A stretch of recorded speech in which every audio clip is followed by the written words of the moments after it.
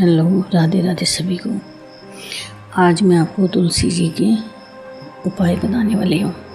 15 जून 2026 को सोमवती अमावस्या है और दूसरा मिथुन संक्रांति है और तीसरा ये पुरुषोत्तम मास में है।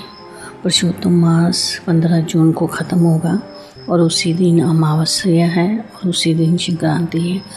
अगर आप इस दिन तुलसी जी के पास ये काम करते हो तो आपके घर में दुख दरिद्र ये सब घर से बाहर होंगे और घर में आपके लक्ष्मी जी का वास होगा।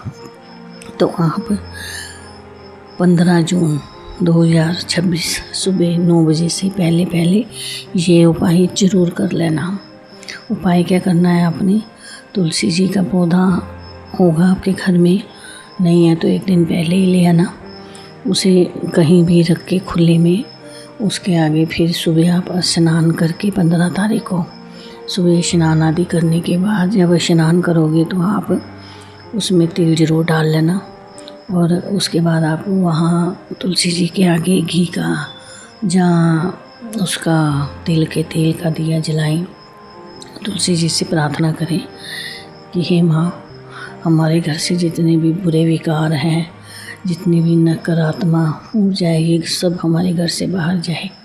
तो इस दिन आप अगर ऐसा करोगे, उसके बाद आपने दिया जलाने के बाद आपने तुलसी जी के आगे परिक्रमा करनी है 108 परिक्रमा करना। वैसे तो 108 का विधान है, लेकिन आपकी श्रद्धा हो जितनी, चाहे आप 11 करें, चाहे आप 21 करें, चाहे आप 51 करें, चाहे आप 108 करें। तो जब आप परिक्रमा कर रहे होंगे, ये नहीं आपकी जल्दीबाजी में परिक्रमा कर दे, बड़े आराम से धीरे धीरे करना। गर्मी का मौसम है, कहीं चक्कर खा के गिर भी न जाना, तो आराम से करना। वैसे तो 108 परिक्रमा करने में कम से कम आधा घंटा लग जाता है, लेकिन आप आराम से बीच बीच में अगर बैठना चाहो तो बैठ भी सकते हो।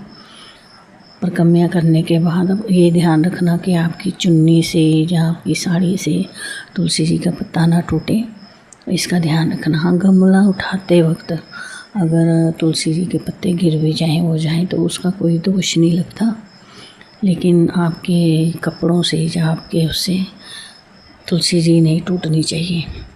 तो ये इतना छोटा सा उपाय है। अगर आप ये इतना छोटा सा उपाय ही करते हैं तो आपके घर में देखना कितना धन संपदा कितनी बढ़ती है। उसके बाद आप तुलसी जी में जल भी नहीं उस दिन देना, उस दिन पत्ते नहीं तोड़ते, ये ध्यान रखना, तुलसी जी के पत्ते नहीं तोड़ते।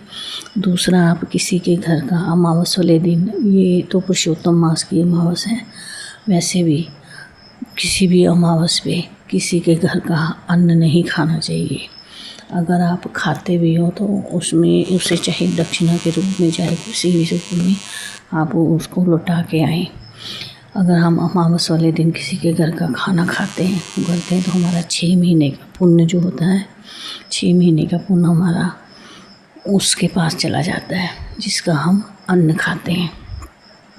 तो इस बात का आप ध्यान रखा करें बिल्कुल, क्योंकि ये अमावस होगी, संक्रांति होगी, पुण्यमासी होगी, इन दिनों में किसी के घर का अन्न नहीं खाना चाहिए।